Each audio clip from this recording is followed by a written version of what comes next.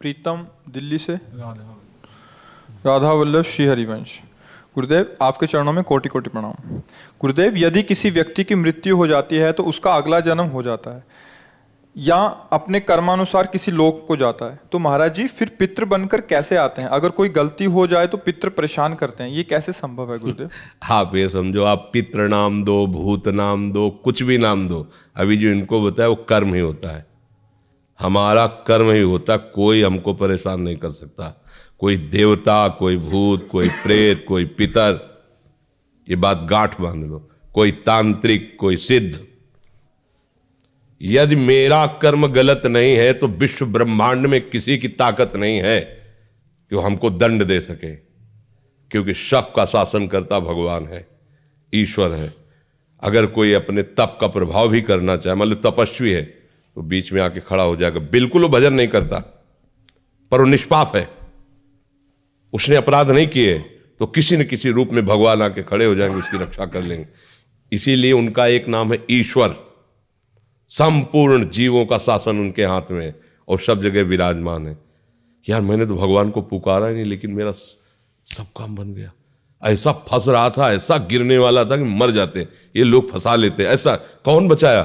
तुम्हारे अच्छे कर्म, तुम्हारे अच्छे कर्म है, बुरे कर्म नहीं। मैं तो फूंक फूंक कर पैर धर रहा हूं, जब से मुझे होश से कोई गलती नहीं हुई हमसे।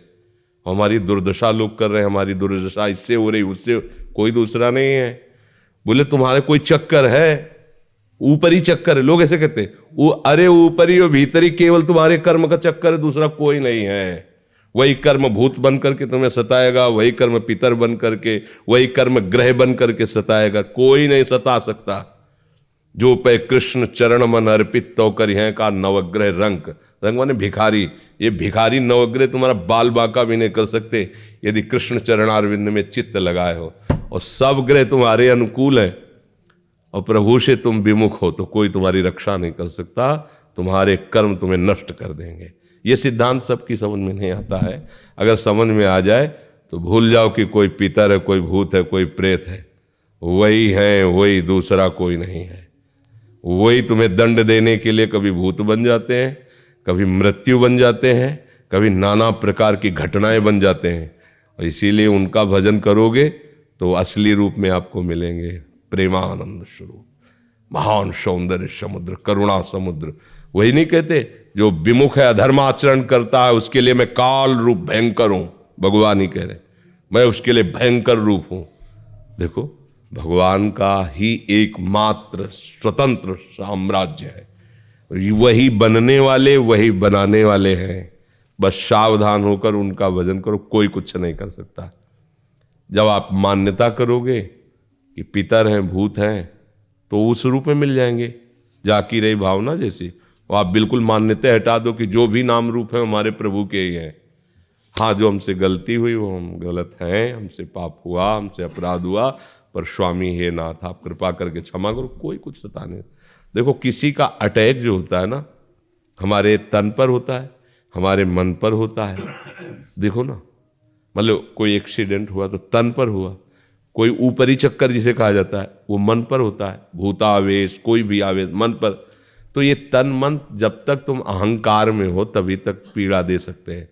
अगर भगवान को समर्पित कर दिए, अब किसी की ताकत है? भगवान के समर्पित तन और मन को कोई घसीट कर ले जाए, ऐसा हो सकता? इतना वीर कोई पैदा हुआ है क्या? बस एक बात समझ लो, भगवान के आश्रित हो जाओ। वही भगवान ने गीता जी में कहा, पितरों को पूजने वाले पितर लोग को जाते हैं, भूतों को पूजने वाले भूतों को प्राप्त होते हैं, और मेरा भजन करने वाले मेरे को प्राप्त होते हैं। वही पितर बने, वही भूत बने, आप जिस भावना से उनको भजोगे वैसे ही आपको मिल जाएंगे। वही सब अपना विस्तार किए हुए हैं। ये बात समझ में आ जाएगी तो फिर बात, कोई परेशानी नहीं है। देखो, गंगा किनारे जब हम भ्रमण करते थे तो अब तो नियम लग गया कि आप लाश फेंक नहीं सकते। नहीं तो गांव के लोग जो है वहाँ जलाते नहीं थे। अब 10 कोस से आ रहे हैं, 100 रखे हुए, कहाँ वहाँ लकड़ियों का। ऐसे ही गंगा नहाया और बालू बांधियो, गंगा में सकला दिया, तो सैकड़ों लाशें कुत्ते किनारे खाते थे, चीत चीत के खा रहे हैं। स्मशान है, कहीं हमको आज तक कोई परेशानी नहीं है। अकेले भ्रमण करते रहे, रात दिन गंगा जी का ही किनारा सेवन। बड़े बड़े हमको बंदूकधारी मिले, बैच जो बदमाशों के होते हैं। बस बहुत बातचीत की उन्होंने, हाँ ठीक है जाओ। पहले तो एक बार तो ऐसे मिले कि लोग, कोहरा छाया हुआ था, ठंडी का समय एकदम, बुलाया 8-10 लोग लगभग ऐसे, और सब शराब पिए हुए, ऐसा लग रहा था उनकी चेष्टाओं से। कहाँ से हो, क्या हो, कैसे हो, यहाँ कैसे? तो उनका यही हमारा जीवन है, गंगा के किनारे ही, और भगवान देखने का जान दो, ये बाबा जी भजन करता है। बोले जाओ जाओ जाओ, सब में वही भगवान बैठा हुआ है। अगर मान लो प्रारब्ध होता पीटने का तो 10-5 लाख जूता करते, फिर हटा देते।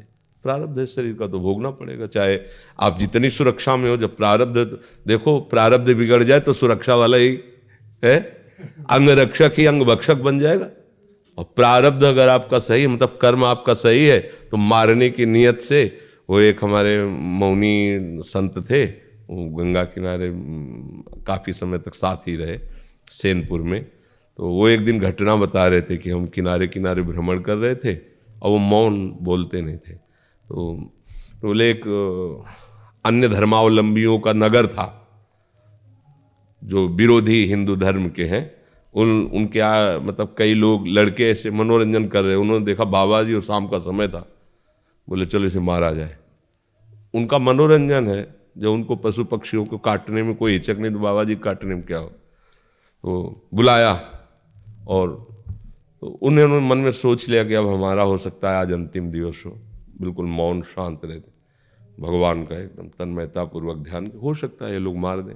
संत सब बात में तैयार रहते हैं कि भगवान का पता नहीं क्या विधान है। तो एक ने कहा यार तुम मार नहीं सकते इसको, उन्हीं की आए सब उसी से, तुम मारोगे नहीं इसे। बोले क्यों, तुम्हारा रिश्तेदार लगता है? बोले तुम्हारा कुछ बिगाड़ा नहीं, कुछ बोल नहीं रहा था, तुम मारोगे क्यों? बोले हिंदू बाबा जी इसलिए मारेंगे। बोले मार के दिखाओ तुम। अब 2-3 इधर हो गए, 5-6 इधर हो गए, आपस में थप्पड़ चलने लगा, वो चले गए। बाबा जी चले गए, बाबा जी इसको देखा वो मालिक इतना सर्वसर्व, कोई सता नहीं सकता, कोई नहीं, त्रिभुवन में नहीं। इसीलिए देखो अपने लोग तो मानो पुरुष शरीर में बाबा जी हैं, स्त्री शरीर में राजमहलों में पली हुई मीरा जी, कोई आज तक ऐसा रिकॉर्ड नहीं कि किसी ने ऐसे छू पाया हो, आज तक नहीं। वो कई बार हमने गंगा यमुना बाई का चरित्र सुनाया है कि अकबर सम्राट का भांजा जो है ना, वो यहाँ का अधिकारी था आगरे का। वो यहाँ आया, देखा कि अब जो ब्रह्मचारिणी है पवित्र, तो उनका तेज और सौंदर्य का अलग ही होता है। वो देखकर लुभायमान हो गया और कहा जितना भी भेंट चाहिए इसको दो, और हमारे महल। बोले भेंट वाली नहीं, ये तो प्रभु का भजन करने वाली भगवान की भक्ता है, ऐसा सोचिएगा भी नहीं। पर वो अन्य धर्मावलंबी भी था, उसको इस बात का महत्व भी नहीं था, क्योंकि राजमद था भाई, सम्राट पद पे उसका रिश्तेदार बैठा हो तो काहे को दबेगा, यहाँ का अधिकारी खुद है आगरा मंडल का वो। तो उसने 2 वैश्याओं को बुलाया और कहा किसी भी तरह इसको हमारे पास लाओ।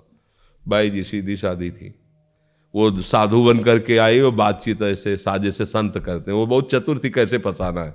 10-20 दिन लगातार आए और खूब भगवान की चर्चा सुनी, बड़ा ऐसा, और प्रणाम करके। और वो सरल हृदय, संत हृदय, विश्वास ही हमारा साधन है। हम लोग थोड़ी संशय करते हैं कि पता नहीं चल कर रहा है कि आप हाथ जोड़े तो लगा भगवान का निज जन है। वैसे ही 2 दिन फिर नहीं आई, तीसरे दिन फिर आई, तो स्वभाव बनता है कि भाई 2 दिन आप बीमार थी क्या, क्यों नहीं? तो उनका हमारे यहाँ बहुत बड़े संत आए हैं, उनकी सेवा में हमारी तो इच्छा है आप भी दर्शन करें। तो उनका नहीं, हमारे तो वृंदावन में प्रभु के दर्शन हमें के। बोले नहीं हमारी इच्छा है एक बार उन संत के तो उन्हें लगा कि चलो भाई संत दर्शन की कहे तो मथुरा कोई दूर थोड़ी है, चलो भाई कराती है, सखी है, रोज सत्संग में आती है हमसे। चली गई, जब वहाँ गई तो महल, तो उन्होंने सोचा संत है, चाहे महल में रखो चाहे झोपड़ी, हो सकता है कि ऐसा।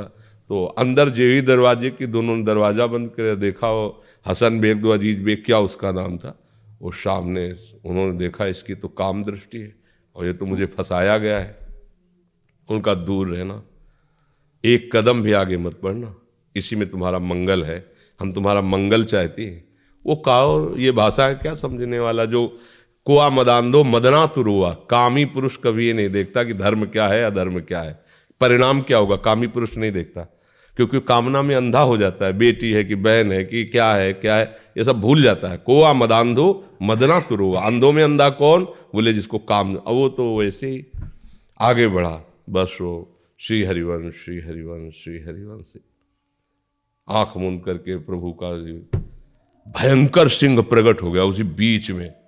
वो लिखा हुआ है रसिकल निवाल, और पैजामा गीला हो गया, मूर्छित होके गिर पड़ा।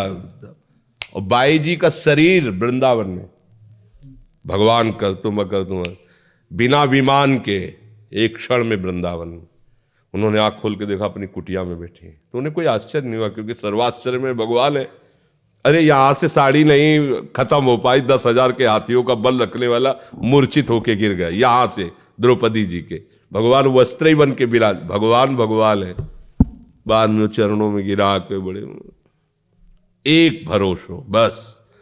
तो कोई फिर, और ऐसे तो कितना कितना दुख है। आप देखो ना कि पूरा जीवन शांति, ये सब भूत ही तो लगे। अरे सबसे बड़े भूत ये पंचभूत, 5 भूत इनको नहीं कहते, ये पंचभूत है।